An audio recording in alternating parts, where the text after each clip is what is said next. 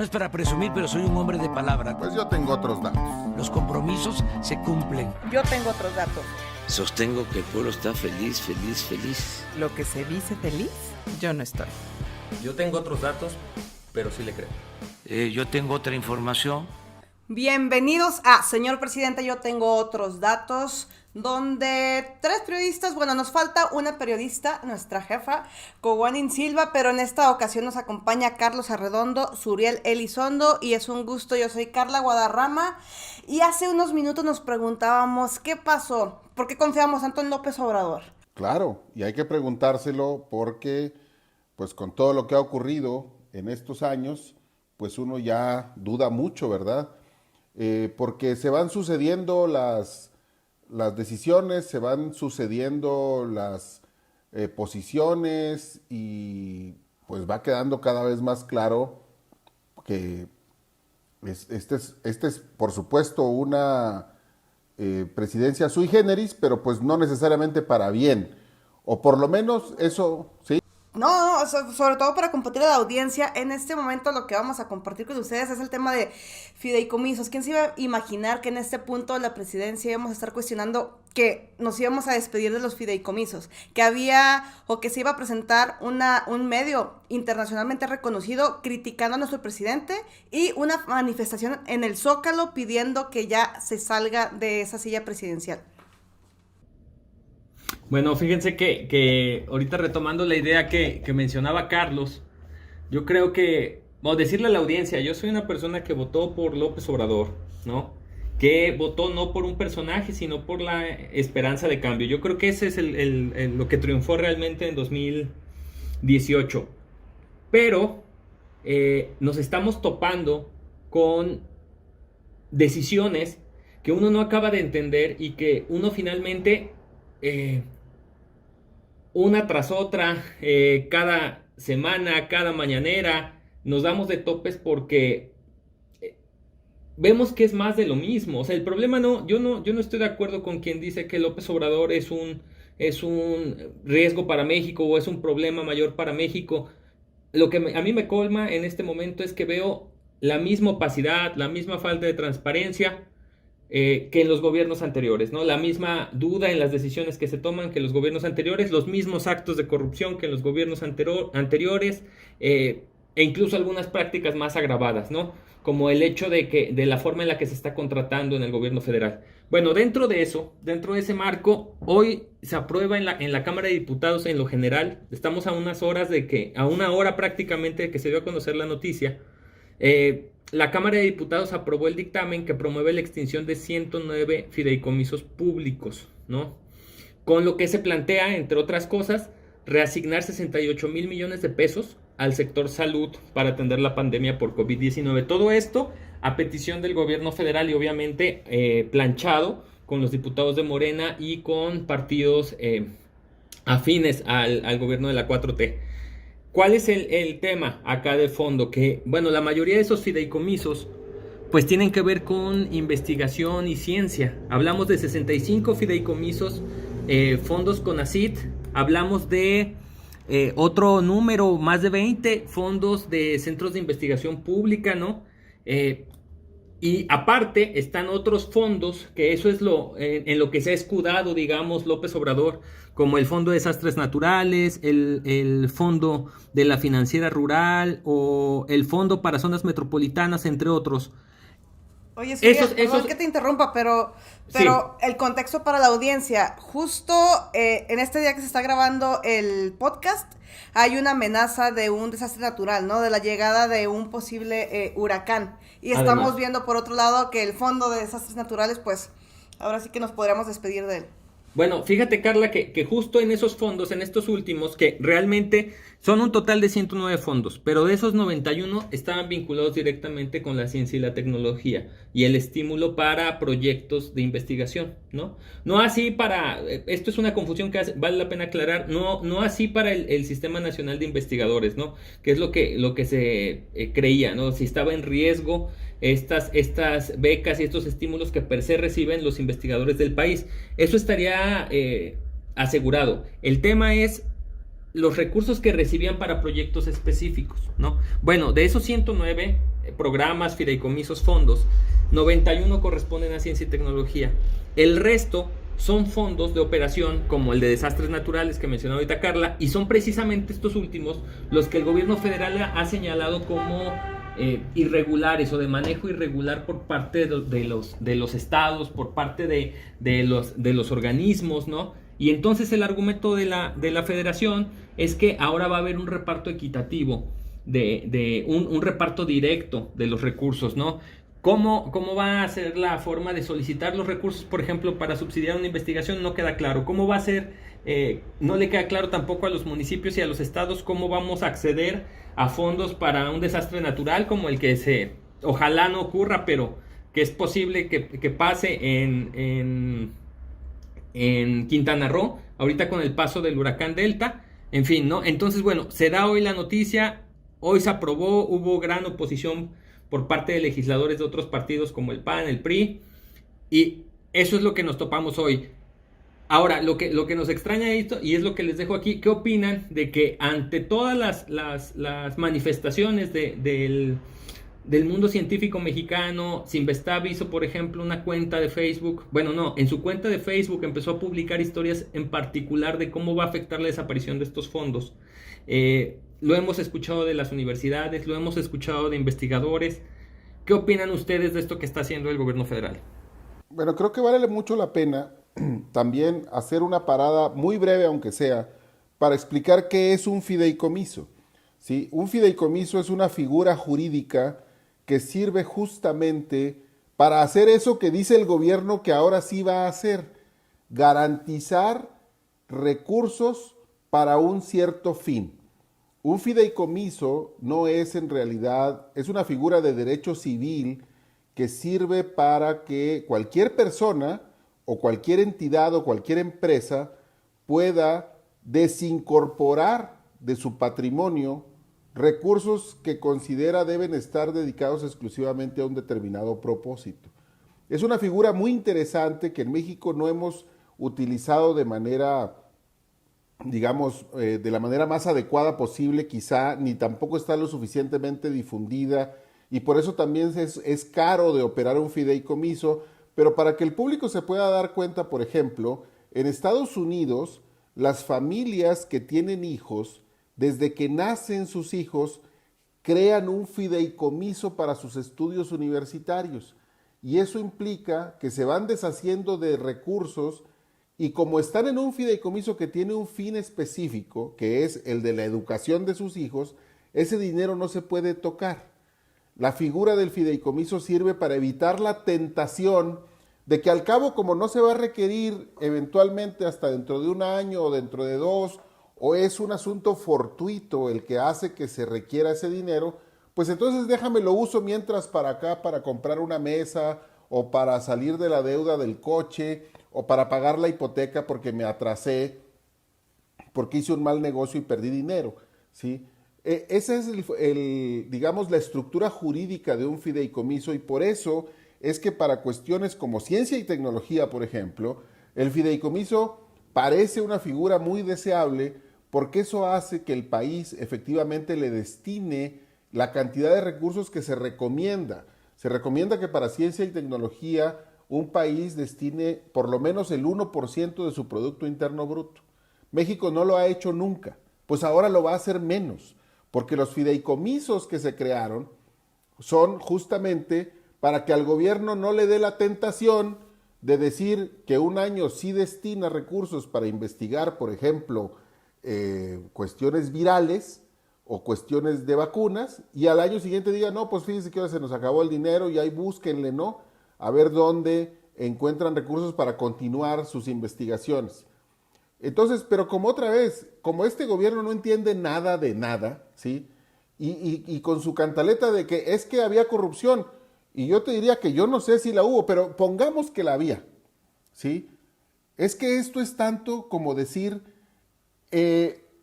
la rabia la transmiten los perros, entonces matemos a todos los perros para que no haya rabia, ¿sí? Así de estúpida es la lógica de este gobierno.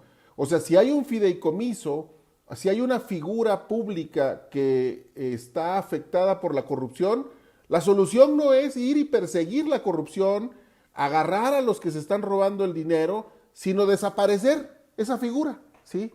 Porque este es un gobierno autista, es un gobierno imbécil, que no entiende nada. Y bueno, mira, ¿cómo estarán las cosas que hasta individuos que uno consideraría que no podrían decir nada, como lo que estoy diciendo yo, individuos como Fernández Noroña, incluso Fernández Noroña dice, pues sí, hay algunos fideicomisos que no deberían desaparecer.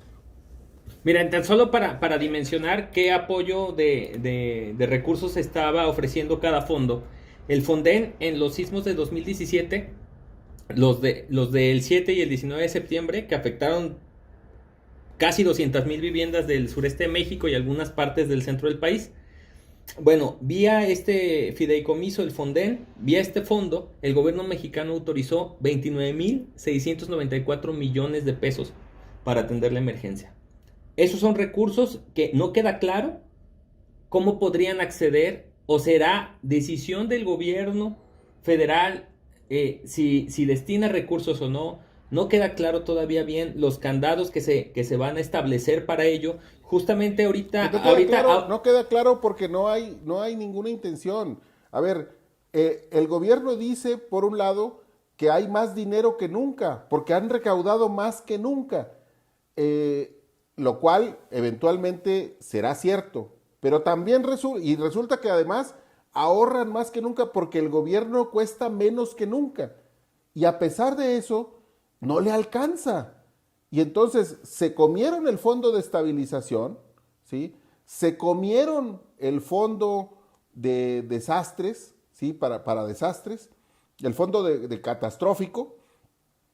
El año que entra no va a haber coberturas para el tema del barril de petróleo, el precio del barril de petróleo, y ahora se van a comer los fideicomisos, a pesar de que aseguran que han recaudado como nunca y que gastan menos que nunca. Pues, ¿qué le hacen al dinero? Porque lo único que ocurre es que los fideicomisos los quieren para seguir echándole dinero al pozo sin fondo de los programas sociales, el Tren Maya, la refinería de Dos Bocas, que son proyectos mal planeados y peor ejecutados. Otro de los fondos que ha sido cuestionado es el Fondo para la Protección de Personas Defensoras de Derechos Humanos y Periodistas, que pues tampoco queda claro finalmente cómo va a quedar ahí garantizada la protección, los mecanismos de protección, pues que están requiriendo cientos de defensores de derechos humanos y periodistas en México. Pero es que eso ya no pasa, Suriel, ya no ocurre, ya no hay gente que sufra en sus derechos humanos, no hay masacres, no hay periodistas asesinados, no hay personas a las que se les vulnera, eso es cosa del pasado. Y ¿sabes qué, Carlos? Yo creo que lo que más desespera de esta situación del presidente es que su argumento para todo es de que tenemos que confiar en él. O sea, tenemos que confiar en que hará un recurso adecuado un manejo adecuado de los recursos. Tenemos que confiar en que la forma en la que ellos hagan u operen el gobierno, que a simple vista se ve como una forma más opaca de manejar los recursos, tenemos que confiar en ellos porque ellos son buenos, ellos son diferentes. Que no los confundamos con lo que han sido las otras autoridades. Bueno, pues siguen haciendo las mismas prácticas y esto se vuelve una cuestión de fe, ¿no? Y desgraciadamente yo no soy un hombre de fe. No, totalmente, por eso yo creo que se han prendido las alarmas de una forma internacional. O sea, esta visión desde fuera del país, que se están cumpliendo todos los caprichos del presidente, y vaya madrazo que llegó este fin de semana con una publicación de Financial Times, donde nos presenta al presidente Andrés Manuel López Obrador como el nuevo autoritario populista. Bueno, es que el otro asunto que hay que ver es que aunque nosotros acá, o más bien nosotros no, ¿verdad? Nosotros los que hacemos este podcast no, pero los acólitos, los feligreses del santo patrono de Macuspana, ¿sí? Pues aunque ellos quieran creer que basta con su incienso, con el incienso que le queman cotidianamente y los altares que seguramente mucha gente tiene en sus casas. Por cierto, yo creo que vale la pena hacer una investigación, ¿sí?, de quién en Coahuila tendrá más altares en los domicilios de la ciudadanía, ¿sí? Porque exactamente el mismo culto que se le rinde a la persona de Andrés Manuel López Obrador, y me van a odiar los chairos, pero bueno, pues ya me odiaban antes, a lo mejor me van a odiar más, es exactamente igual, idéntico, calcado, no tiene nada de diferente del culto que se le rendía a Humberto Moreira cuando era gobernador de Coahuila. Palabras mayores, ya te vas a meter en un Son, problema. pero es igualito, ¿sí? Igualito. Y bueno, lo digo desde ahorita, para que luego no digan que lo dijeron primero que yo, esta historia va a terminar exactamente igual, ¿sí? Pero regresemos al asunto del Financial Times. Aunque los feligreses de Andrés Manuel piensen que con quemarle incienso aquí en el territorio nacional es suficiente y que el hecho de que son un montón y cada vez siempre salen con sus números y votamos 30 millones, el mundo va a reaccionar distinto. Bueno, es que afuera de México no están imbéciles, ¿verdad? Afuera de México la gente no está idiota, ¿sí? Afuera de México la gente sí lee, sí piensa, sí es crítica, sí hace análisis, no ha renunciado al uso de su cerebro, ¿sí? No acepta que un político le adoctrine y le diga cómo pensar, cómo caminar, cómo hablar, cómo moverse. Y entonces, pues claro, se dan cuenta y dicen, oye, qué raros estos mexicanos, ¿verdad? Es cierto, los presidentes que habían tenido antes, particularmente el anterior, Peña Nieto, pues era un pillo de 7 suelas y era un corrupto y permitió una corrupción galopante. Pero pues escogieron a uno que es todavía peor, ¿sí? Escogieron a uno que está tonto, ¿sí? Que es, como lo he dicho muchas veces, un individuo esencialmente imbécil. Y eso cualquiera, Carlos, que tome tantita distancia lo nota. oye, Carlos, Sí. yo creo que aquí hay que hacer un paréntesis para algo muy importante. ¿Qué es un pillo de 7 suelas? Esa es otra de esas expresiones de mi generación que por lo que veo, pues tengo que tachar ya. Yo me porque imaginaba no fue. a las Spice Girls, estas con las plataformas, son 7 suelas. Ya Ándale, superaste, fíjate. pero fíjate, a ver, explícalo, por favor. Yo me imaginé algún perfume de Avon o una cosa así. Sí, ¿verdad? No, pillo de 7 suelas, pues es una expresión que se ha utilizado largamente en el argot, digamos, del español, que no tengo claro cuál es el origen histórico, pero yo lo escuchaba de niño, ¿sí? Pero prometo para el siguiente podcast averiguar el origen histórico de la expresión para pero hace referencia ilustrar. a un pillo muy pillo. Sí, son estos bandoleros, ¿sí?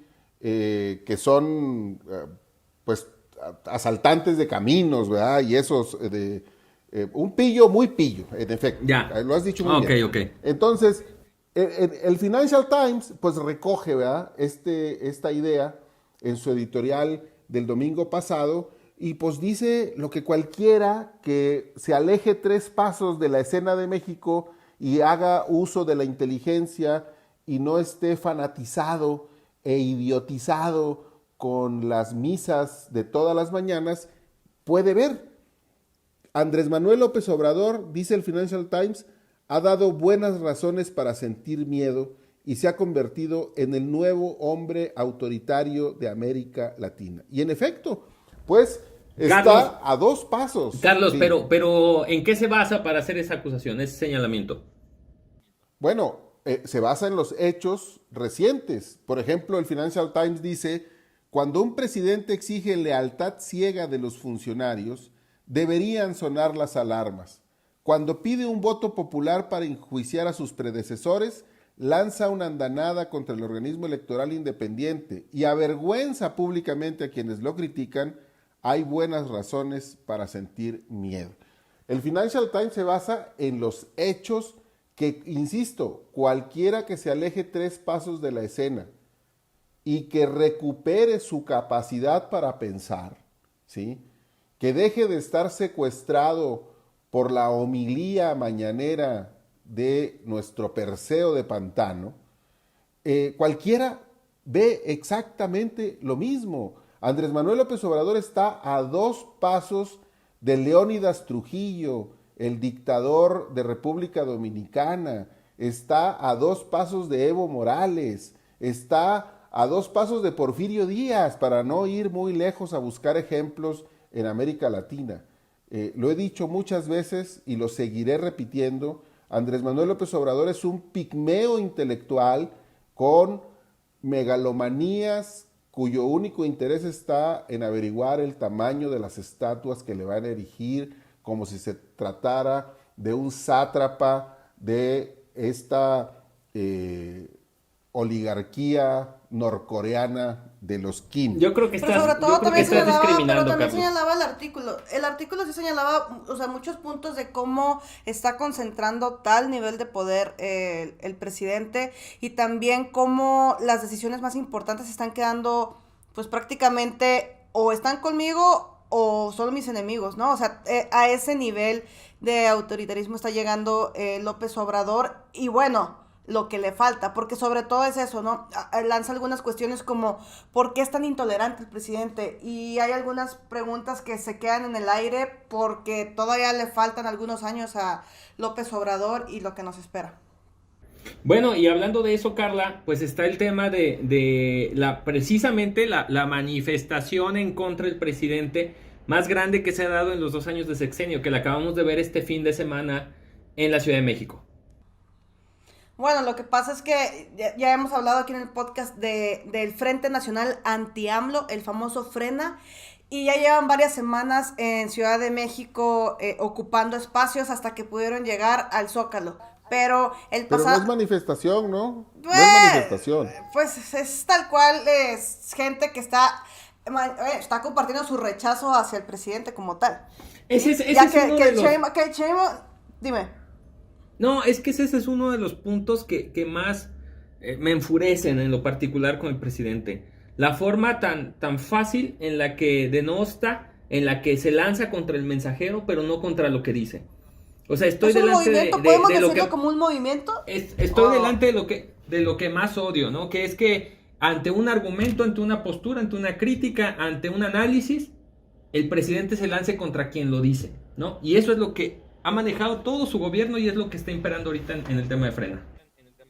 Pero Suriel, insisto, es que tú te enojas porque quieres.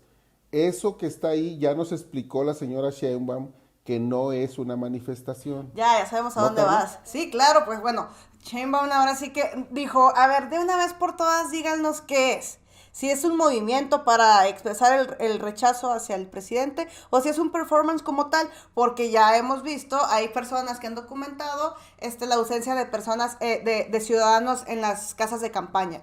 Y pues también hay bibliotecas en este lugar donde se han decidido quedar como tal miembros de Frena, pero tampoco el presidente, no creo que lo esté viendo como algo...